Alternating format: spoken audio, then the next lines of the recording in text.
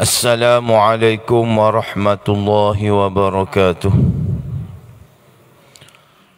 A'udzu billahi minasy syaithanir rajim. Bismillahirrahmanirrahim. Alhamdulillahi rabbil alamin. Wassalatu wassalamu ala asyrafil anbiya'i wal mursalin. Sayyidina Muhammad wa ala alihi wa sahbihi ajma'in. Subhanaka la ilma lana illa ma 'allamtana innaka antal alimul hakim. Wa la hawla wa la quwwata illa billahil aliyyil azim.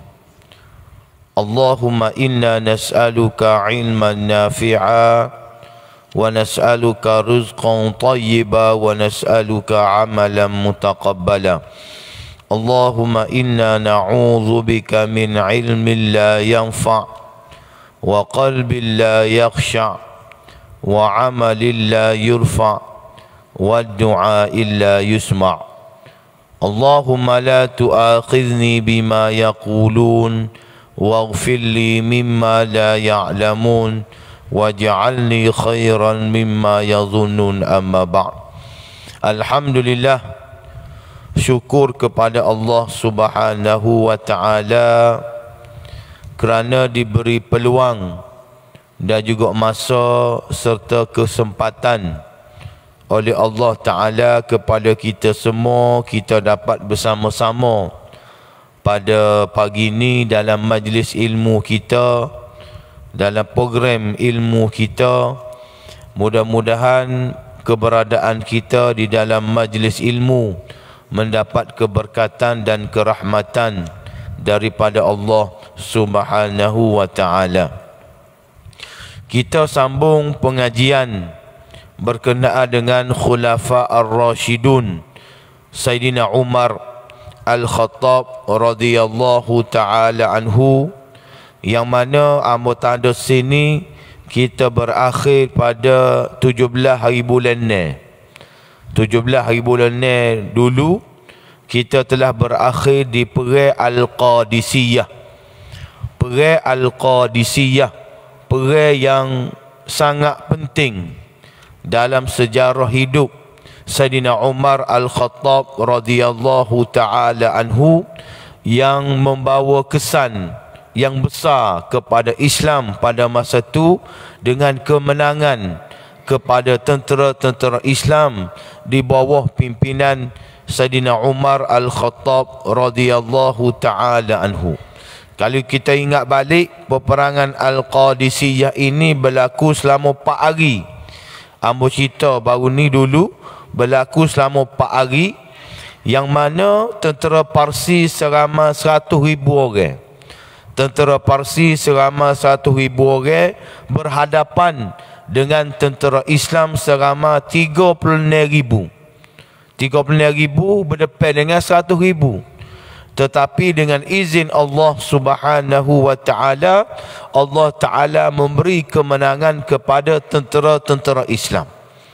Maka dengan kekalahan Parsi dalam peperangan Al-Qadisiyah tadi, maka dia telah melarikan diri ke satu kawasan yang bernama Al-Madain.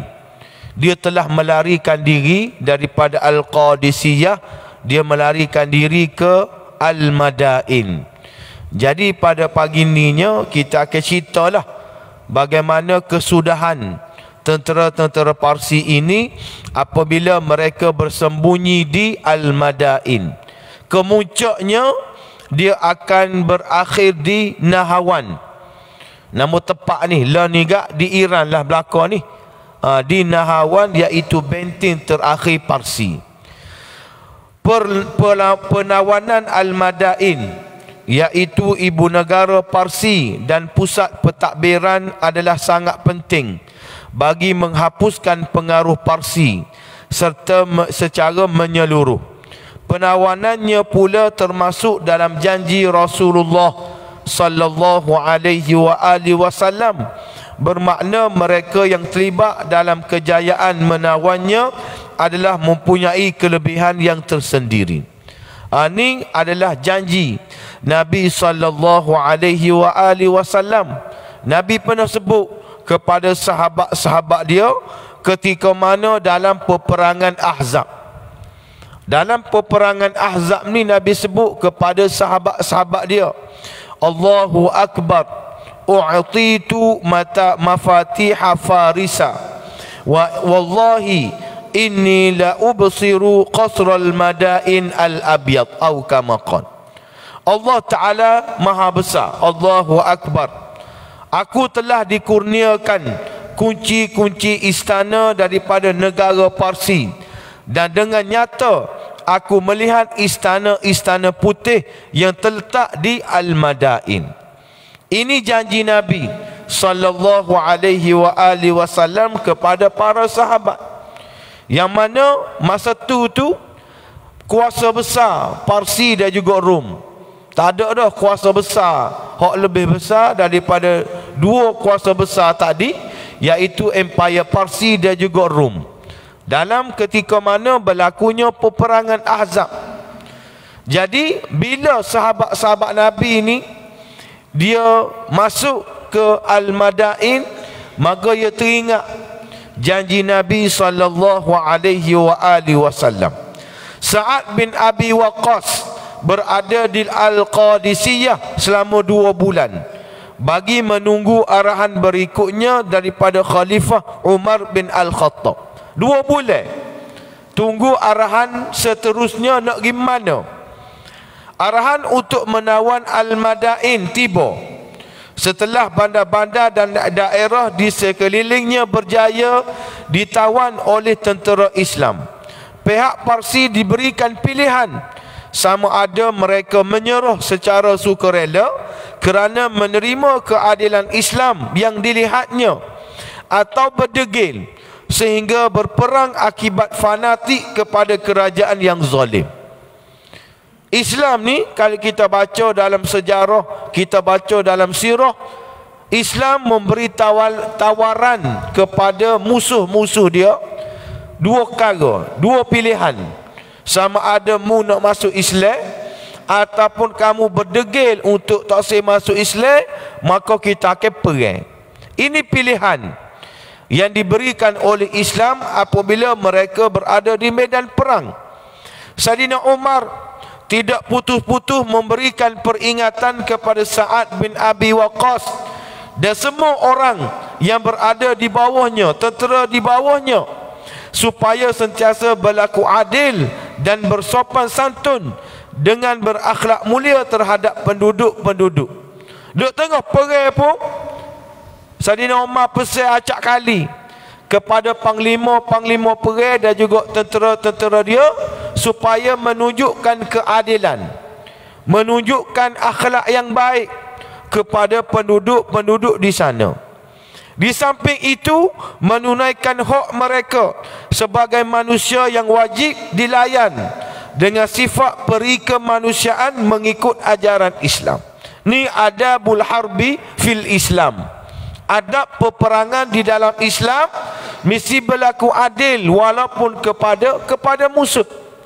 Penduduk tempatan dalam kalangan mereka yang berbangsa Parsi dan juga Arab merasai selama ini bagaimana periknya berada di bawah kerajaan Parsi yang zalim. Kerajaan Parsi ni kerajaan hak zalim.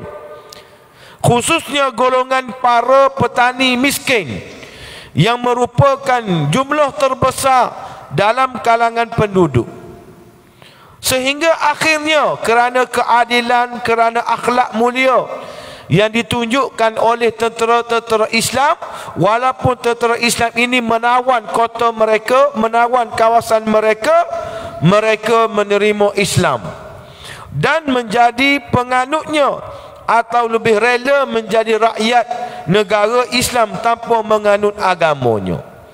Akhir sekali ramai hak peluk agama Islam melihat keadilan dan akhlak mulia ditunjukkan oleh Sa'ad bin Abi Waqqas dan juga tentera-tentera Islam. Maka melihat dengan mata mereka sendiri, mereka melihat dengan mata mereka sendiri bagaimana kerajaan Islam tidak membezakan antara pemimpin dengan orang bawahannya dalam menunaikan hak yang wajib dan menjatuhkan hukuman sekiranya dilakukan kesalahan. Ini hebatnya kerajaan Islam, hebatnya pemerintahan Islam. Rakyat-rakyat yang hidup di bawah pemerintahan Islam, dia boleh tengok dengan mata kepala dia. Mana-mana kerajaan yang naik apabila memimpin dengan Islam, maka dia menjadi model, menjadi model, menjadi bukti dan juga menjadi orang panggil kesan kepada rakyat-rakyat melihat betapa adilnya Islam tersebut. Tak kira sama ada mu ni orang Islam, sama ada mu ni bukan orang Islam. Contoh paling mudah, tempat kita lah, negeri kita, rumah-rumah ibadat, patung-patung yang besar hak tidur ada belakang. Kita tak pernah konsep, kita tak pernah tek, kita tak pernah letak. Walaupun sah ditupak situ, walaupun duduk ditupak. Kerana apa? Kerana itu hak milik, bukan hak milik. Itu hak beragama bagi orang-orang bukan Islam. Dengan gerejanya, dengan macam-macam, dengan waknya macam-macam ada. Ini keadilan Islam yang ditunjukkan oleh pemerintahan Islam, menyebabkan orang-orang bukan Islam ada hak masuk Islam. Kalau tak masuk Islam pun dia sanggup berada di bawah pemerintahan Islam. Dia tidak sabotah kerajaan Islam, dia tidak wa'ona kepada kerajaan Islam, kerana keadilan yang ditunjukkan oleh kepimpinan yang melaksanakan orang panggil dasar-dasar Islam. Sebagaimana yang berlaku pada zaman Saidina Umar. Walaupun dia takluk negeri-negeri yang di bawah Al-Madain, tempat-tempat perkampungan di bawah Al-Madain, dengan keadilan dia, dengan akhlak dia, dengan kebijaksanaan dia, mereka ni rela masuk Islam kerana kerajaan mereka tu sangat-sangat zalim. Beberapa pasukan ditugaskan untuk menawan kawasan musuh bagi melumpuhkan pertahanan Al-Madain. Apa yang paling menarik? Ni penulis kita sebut.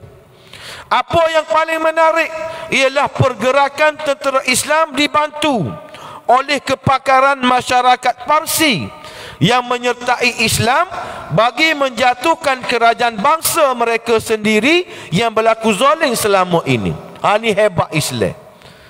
Pok-pok dia sendiri, bangsa dia sendiri, rakyat dia sendiri bantu kerajaan Islam, bantu tentera Islam untuk menjatuhkan kerajaan Parsi. Kepakaran yang ada kepada pok-pok dia tolong tentera-tentera Islam untuk menawan Al-Madain. Hak ni tak ada dalam sejarah. Nak ayatnya bangsa lain ataupun rakyat-rakyat lain, negara lain bila masuk Islam, dia bagi pertolongan, dia bantu tentera-tentera Islam untuk menjatuhkan Al-Madain. Mereka mencipta berpuluh-puluh senjata manjanik. Manjanik ni gak bidah gasi lahap besar dan senjata berat bagi merobohkan kota pada zaman itu. Dia tolong pula kita dalam orang panggil menyediakan orang panggil kelengkapan tentera. Siapa ni? Orang-orang Parsi tadi hok masuk Islam. Sa'ad bin Abi Waqqas menugaskan sejumlah besar tentera bagi mengawal penempatan markas tentera Islam yang didiami oleh sebahagian muslimat serta petugas rawatan dan perbekalan. Beberapa pasukan lagi diarahkan untuk meneruskan kemarahan bagi menawan bandar-bandar dan wilayah di sekeliling ibu negara Parsi. Apabila tentera Islam sampai di Bahr Rasil pada waktu tengah malam, mereka dapat melihat Istana Putih. Sebagaimana Nabi sebut tadi, mereka dapat melihat Istana Putih, kemegahan raja-raja Parsi turun-temurun yang tersenggam indah.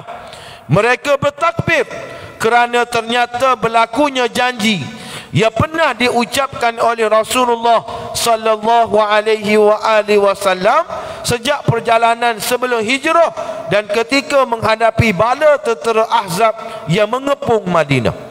janji yang benar menjadi kenyataan di alam dunia, maka janji akhirat juga adalah benar. Baiklah muslimin dan juga muslimat yang dirahmati Allah, hidup zaman Nabi, sahabat-sahabat ni hidup zaman Nabi, masa Nabi hidup lagi, dia dengar gapo hak Nabi royak, dia nampak hak Nabi royak tu betul. Dia nampak gapo hak Nabi royak tu betul. Bayarlah betapa gembiranya sahabat-sahabat Nabi, betapa sukanya sahabat-sahabat Nabi ni, kerana bila dia dengar ucapan Nabi, dia tengok benda tu berlaku. Sebab tu dalam perang Ahzab ni juga, ketika mana Nabi gali parit dengan sahabat-sahabat dia, Nabi bersabda, la tuftahunna al-Qustuntaniyah fala ni'mal amiru amiruha wala ni'mal jaishu jaishuha. Kota Konstantinopel pasti akan dibuka pada suatu hari nanti. Kok mana-mana pun kota Konstantinopel akan dibuka, maka sehebat-hebat panglima perang adalah panglima perang tersebut, dan sehebat-hebat askar adalah askar tersebut. Bayarlah, masa tu tak tergambar dalam kepala otak sahabat-sahabat Nabi, kota Konstantinopel ini berjaya dibuka kerana dia menjadi benteng utama kepada kerajaan Rom. Kita akan baca lepas pada ni. Benteng utama orang panggil kerajaan Rom adalah kota Konstantinopel. Nabi royak dah, kok mana-mana pun kota Konstantinopel ini berjaya dibuka. Berapa ratus tahun? 800 tahun. 800 tahun selepas Nabi sebut dalam peperangan Ahzab, Sultan Muhammad Al-Fatih berjaya membebaskan kota Konstantinopel. Bayarlah 800 tahun. Ayatnya masa tu sahabat-sahabat Nabi ni tak ada dah. Sahabat-sahabat Nabi sudah meninggal dunia 800 tahun. Tapi Allah Ta'ala bagi kelebihan kepada Abu Ayyub Al-Ansari.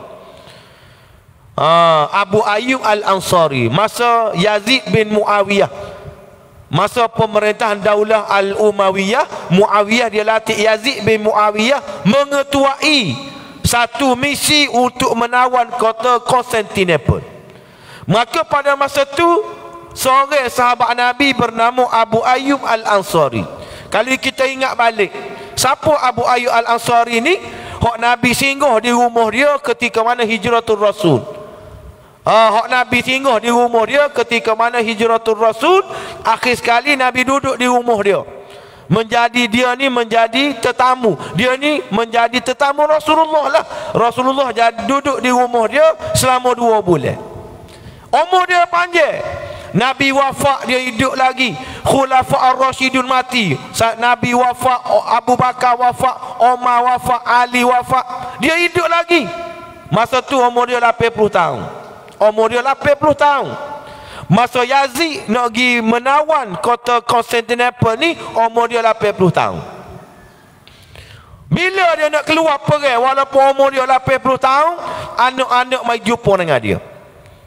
Anak-anak mai jumpa dengan dia, kata, ya abana, wahai ayah kami, padai-padailah mungkin perangnya. Umurmu lama dah, umurmu 80 tahun dah. Cukup-cukuplah perang. Zaman Nabi mu perang, zaman Abu Bakar mu perang, zaman Umar mu perang, zaman Osman mu perang, zaman Ali mu perang. Padai-padailah duduk rumah rehat. Ni anak-anak dia. Masalah juga anak ni. Mari likung ayah dia. Padai-padailah. Ayah dia marah. Infiru khifafan wa thiqala wajahidu bi amwalikum wa anfusikum fi sabilillah dzalikum khairul lakum in kuntum ta'lamun. Allah Ta'ala kata, mu kena keluar perang. Sama ada mu tua kau muda, kau sakit tak sakit kau, mu kena keluar perang. Bila dia baca ayat ni, anak dia duduk dia. Ni ayah hak cerdik. Dia anak dia kerana ayah dia baca ayat tadi. Maka dia menyertai peperangan tadi. Maka Allah Ta'ala uji dia dengan kesakitan. Dia sakit. Bila dia sakit, Yazid tanya, mu ada gapo-gapo ke wasiat mu nak royak kepada aku? Dia kata, kalau aku mati, mu kena bawa jenazah aku sekali dengan tentera-tentera Islam. Mu kena bawa jenazah aku sekali dengan tentera-tentera Islam dan menguburkan aku depan pintu kota Konstantinopel. Berakhirnya mana situlah mu kena tanya aku, tanya jenazah aku situ. Mu jangan tanya aku lain, tentera Islam lain jangan. Di mana, siapa mana tentera Islam, mu tanyalah aku situ. Maka Allah Ta'ala ambil nyawa dia, maka jenazah dia ditanam di depan pintu kota Konstantinopel. Sebab Yazid bin Muawiyah tak mampu untuk buka atau untuk bebaskan kota Konstantinopel kerana benteng yang kuat. Maka bila Sultan Muhammad Al-Fatih berjaya buka kota Konstantinopel, maka dia cari duduk mana jenazah, duduk mana kubur, duduk mana makam Abu Ayyub Al-Ansari. Dia sapala ni kita tengok ada masjid, ada makam. Orang panggil Abu Ayyub Al-Ansari di mana? Di Turki. Di Turki. Nak royaknya gapo hak Nabi royak tu makin masa. Tetapi hak Nabi royak tu adalah perkara yang benar, perkara yang betul. Bila sahabat-sahabat Nabi tengok, pakar-pakar bertakbir, suka, gembira kerana benar apa yang disebut oleh Nabi SAW. Namun begitu, mereka tidak sampai kepada janji itu dengan mudah, walaupun sudah menang di medan perang yang besar, kerana dihalang pula oleh sebatang sungai yang luas dan juga dalam. Nak boleh sapa ke menara tu ada sungai. Bukan sungai, ada sungai. Sungai yang dalam, sungai yang luas. Ni hebat Parsi. Kota Konstantinopel pun dikelilingi oleh laut. Hak ni orang panggil Istana Al-Madain juga dikelilingi oleh sungai yang luas dan sungai yang dalam. Kalau kita agak mudah-mudah nak pergi agak sungai Kelantan lah. Biar terbayar lagu tu. Mengharungi sungai Najlah. Sungai tu nama sungai Najlah. Pada awalnya mereka tergamam kerana dihalang oleh sungai yang luas dan dalam itu. Perkara tersebut menjadi kesukaran kepada bangsa Arab padang pasir yang tidak biasa mengharungi sungai yang dalam sebegitu. Betul sungguh pokok dia tak ada sungai, tak ada sore habu hak berhenti berenangnya munggah pada pasir. Semua perahu dan juga sampan dikumpulkan oleh musuh bagi menghalang kemarahan tentera Islam. Dia cerdik, dia kutik belakang sampai perahu, dia tinggal biar orang panggil gapo nak litah sungai tu, tak ada perahu, tak ada sungai, tak ada perahu, tak ada sampai.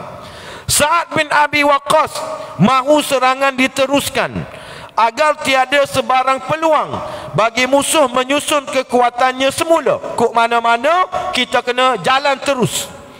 Dalam kalangan orang Parsi dan juga Arab yang menyertai memberitahu ada kawasan cetek yang dapat diredah dan menyeberangi sungai itu. Namun Sa'ad bin Abi Waqqas tidak yakin untuk melaksanakannya. Tiba-tiba air sungai naik pasang dengan arus yang lebih deras, menjadikan keadaan lebih sukar. Tiba-tiba air jadi naik, air pasir, kau tinggi lah air. Sa'ad bin Abi Waqqas terlelap tidur dan bermimpi tenteranya menyeberangi dengan menunggang kuda. Mengantuk dan tidur ketika berperang ialah pertolongan Allah, namun mengantuk ketika bersembahyang ialah gangguan syaitan. Ni pengarah hak tulis. Ambo tambah mengantuk ketika mengajar. Ketika mengguna mendengar kuliah pun ada gangguan. Tidak sebut setel lah, takut orang marah kambo. Sa'ad bin Abi Waqqas mentadbir mimpinya, iaitu ialah pertolongan Allah Subhanahu wa taala. Maknanya Allah Taala bagi orang panggil bagi jalan kepada Sa'ad bin Abi Waqqas untuk dia ni mengharungi sungai tadi tu dengan apa? Dengan naik kuda, dengan menaiki kuda.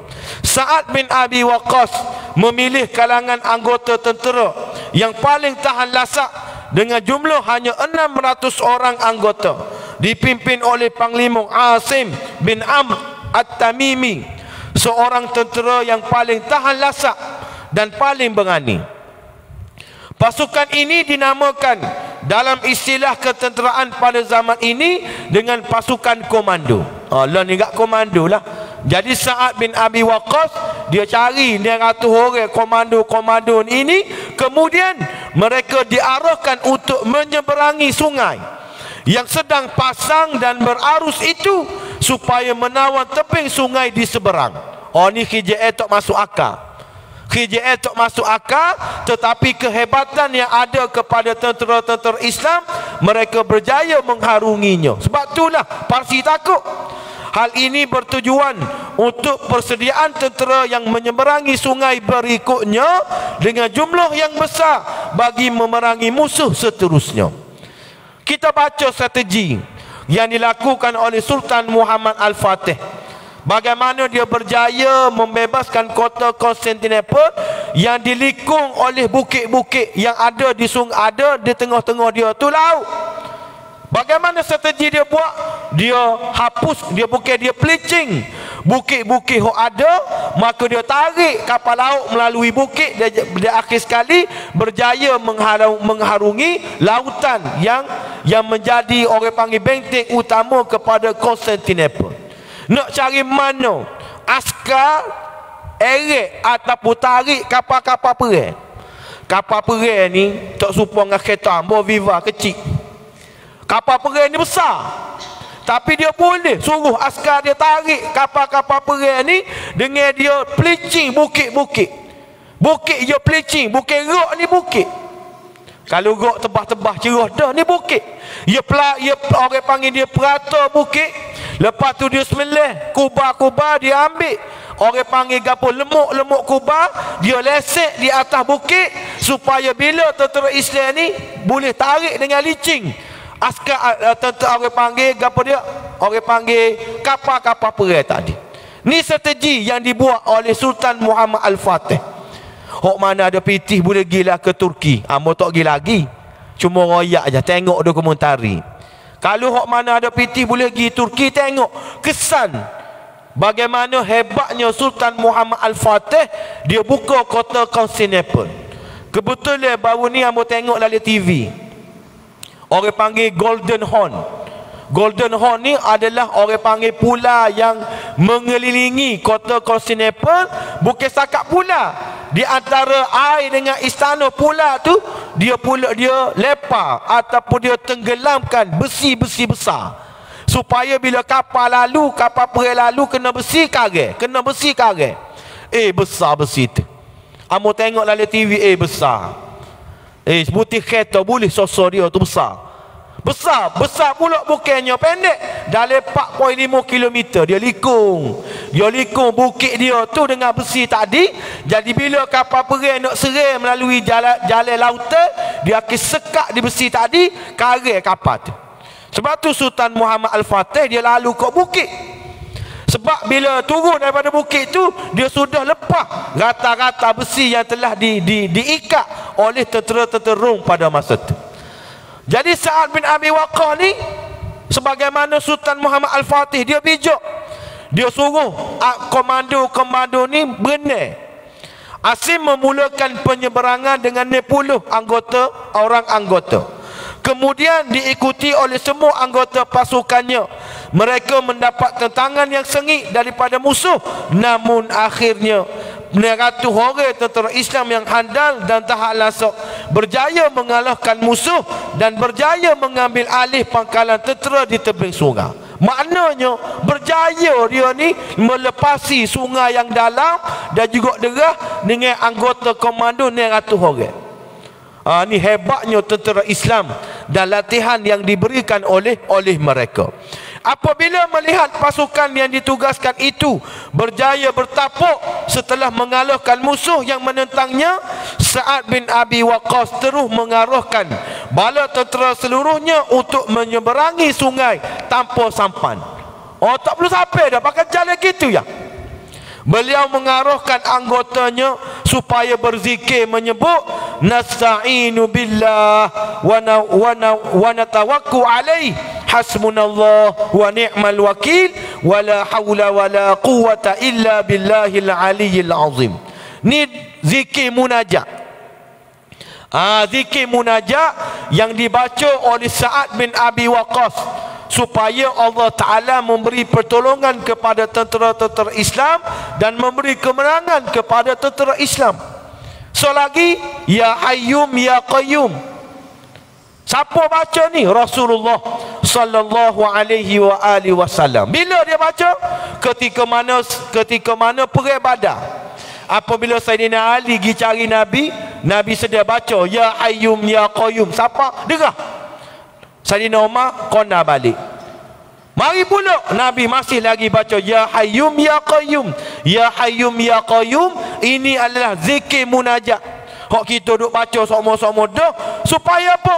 Supaya Allah Ta'ala bantu kita dan Allah Ta'ala memberi kemenangan kepada kita. Sa'ad bin Abi Waqqas bersama-sama Salman Al-Farisi meredah dan menyeberangi sungai yang berbuih kerana arus yang sedang kuat dengan air pasang dan hitam airnya. Dalam keadaan tentera musuh tidak menduga.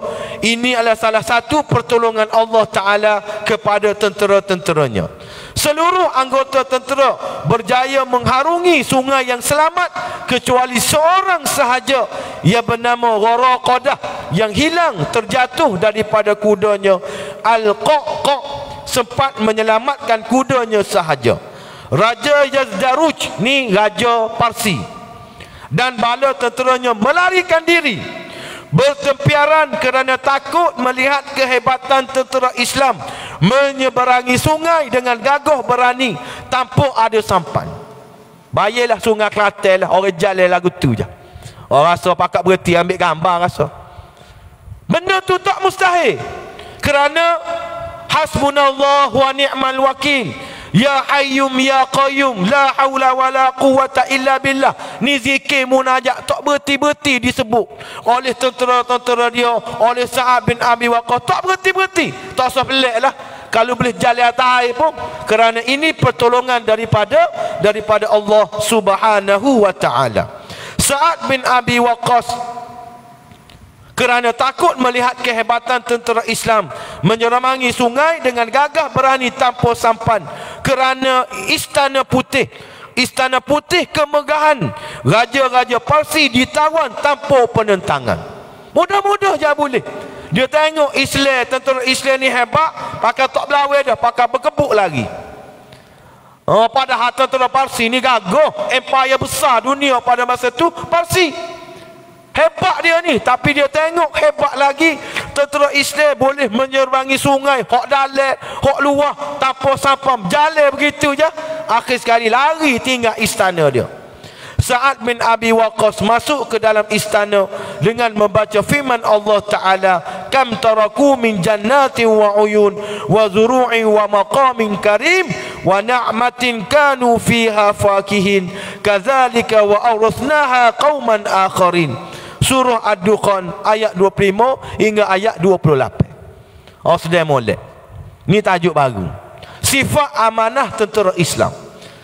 Jadi insya-Allah bulan depan ni kita akan dengar bagaimana comelnya sikap yang ada kepada tentera-tentera Islam ni. Bayarlah dalam istana putih ni ada macam-macam.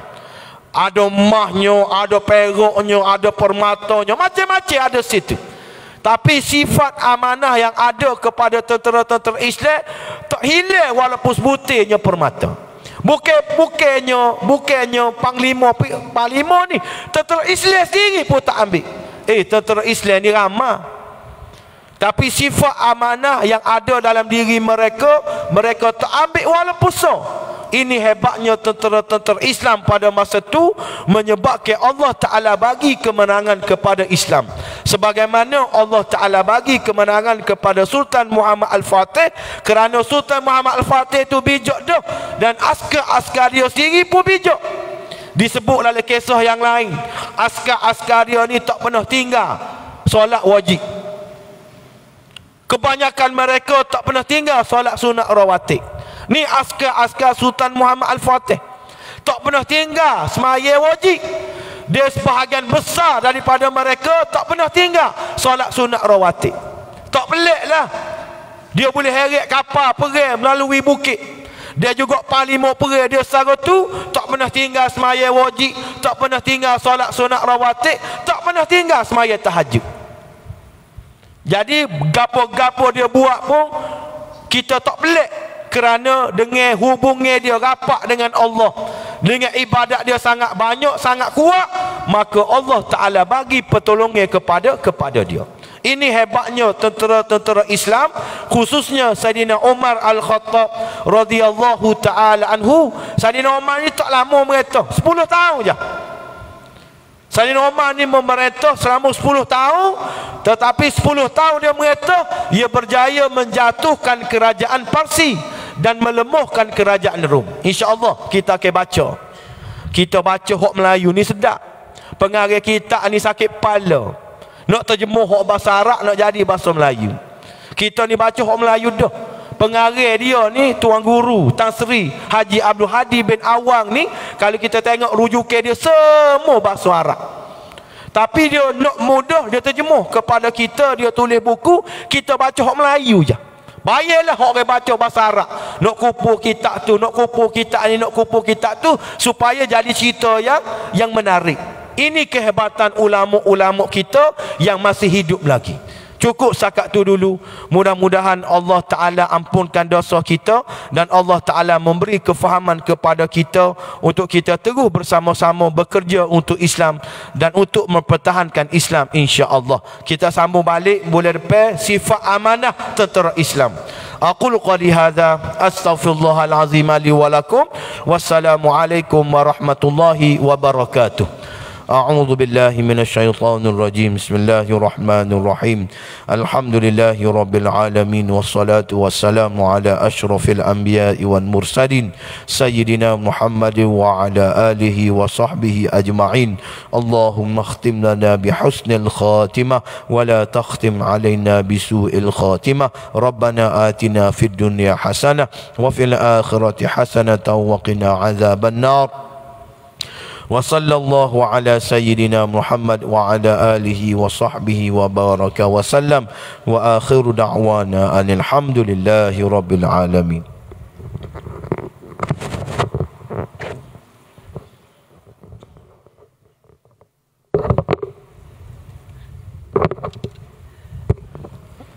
Sila tuan-tuan, ada sarapan pagi belakang, insya-Allah.